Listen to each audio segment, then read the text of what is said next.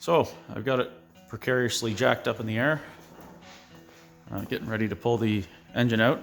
Obviously I haven't started, I just have it up in the air. Have to take this air grill off. Exhaust has to come off. There's my board from my jack that's stayed up there. It's gonna have to come down.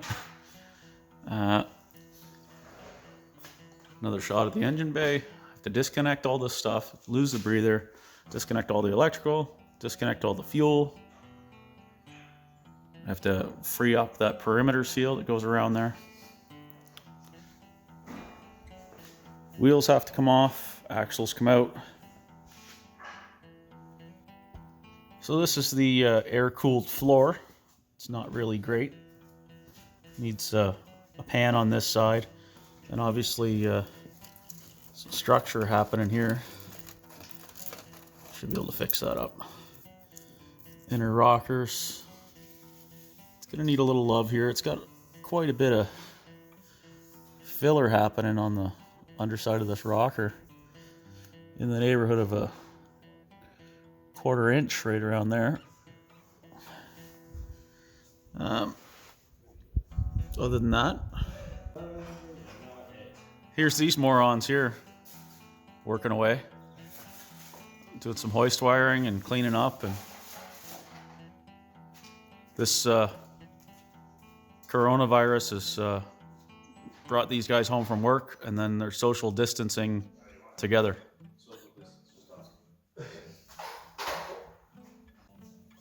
Nothing like having your throttle linkage held together by duct tape. That's pretty good. Looks like it has a shifter shaft seal leaking. Lots of good fun. Well, I guess I'll start pulling it apart. We're just getting ready to pull this thing out. Jacob has a bolt to undo on the transmission crossmember. I've got a couple here. And then we'll see what we forgot to disconnect when we start to lower it, and whatever catches. And yeah, I'm not Doug. Okay. Yeah, Jacob, go ahead and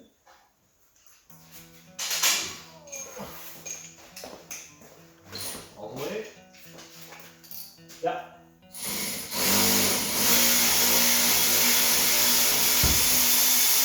Okay. Now. Fail. Shorter stick.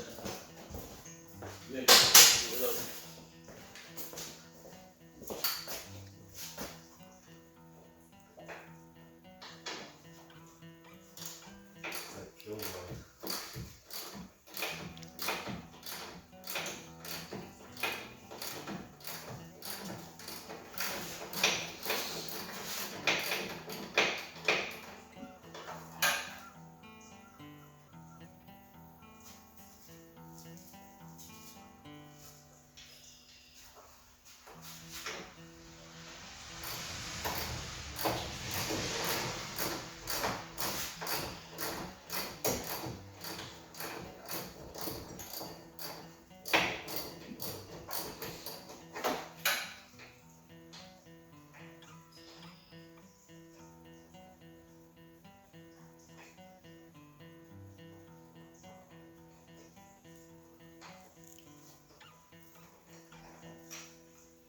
Okay, another final look.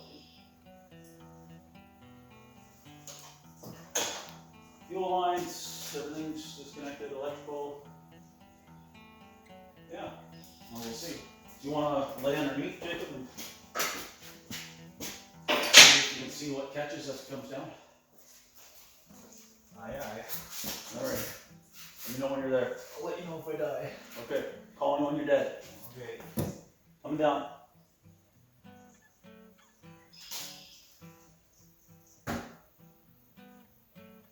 Coming down. You see that big long shift tube that's going up towards the front of the car? It's probably real close to the trans crossmember. Yeah. Is it in clear? This thing right here. Yeah.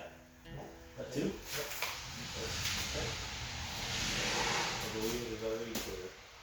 Okay, coming down.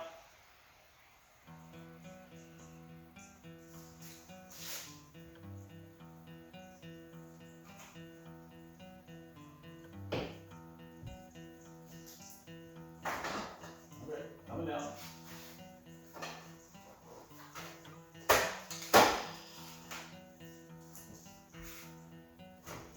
You clear?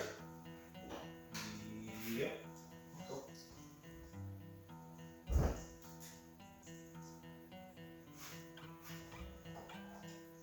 Huzzah. There we go. Didn't even break anything this time.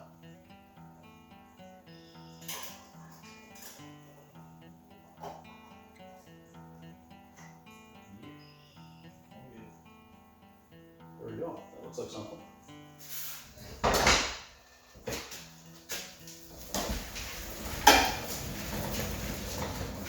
That is a 140 out of the car. Yeah, go ahead. Trenton, get in there.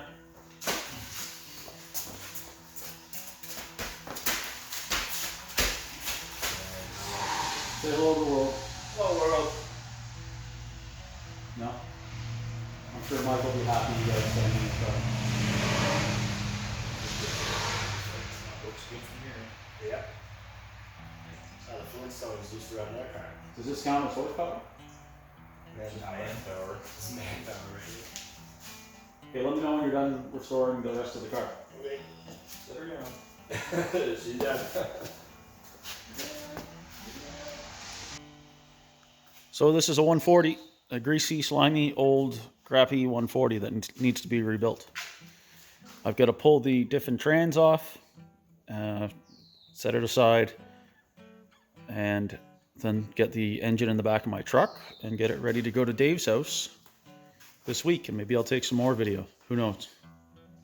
This is Trenton with the. It's kind of hard to look at. And whoa, that's a lot of Jacob. Yeah, so that was a fun day. Got the 140 pulled out of the Corvair. Everything looks okay. It obviously needs a rebuild. I didn't even try and start it. Clutch looks pretty fresh. Looks like somebody's done it before. I'm gonna get the engine ready to go in the truck. I've already split the diff and trans from the engine itself, from the bell housing. I just left the clutch assembly in there, so that way when Dave wants to mount a starter on it, it's not a big deal. He can mount a starter on it and fire it up, and after it's all rebuilt, it'll be good to go. Dave lives, probably 2.5 hours from me, so I'll make a trip to his place after work one day this week. I'll just take the truck to work and drop the engine off and pick up some dog treats, because that's always something we do. We send dog treats there, so yeah, it was a good productive day. Fair bit done. Got a good look at the car. Some good things, some bad things. I'm probably gonna force him to take it for brakes and whatnot after a good safety check. After all the work's done and the car's running and the floors are in it and all that stuff. A friend of mine has a shop. He'll have to go through it, see what's going on. I don't really, it's not that I can't do brakes, because I do my own stuff on the old cars, but mostly I give that liability to somebody that has, it's a licensed mechanic and can actually do safeties and that sort of thing. Just a liability, peace of mind thing. So I've got the interior out of the car, and then see what I'm into for floors. I can definitely see that it goes into the back floor. The passenger side floor doesn't look that bad, but it's going to need some work. Like I said earlier, I think I'm just focusing on the structural stuff and straightening that out, and then at a later date the owner can worry about body work and whatever else that he thinks he wants to do with it.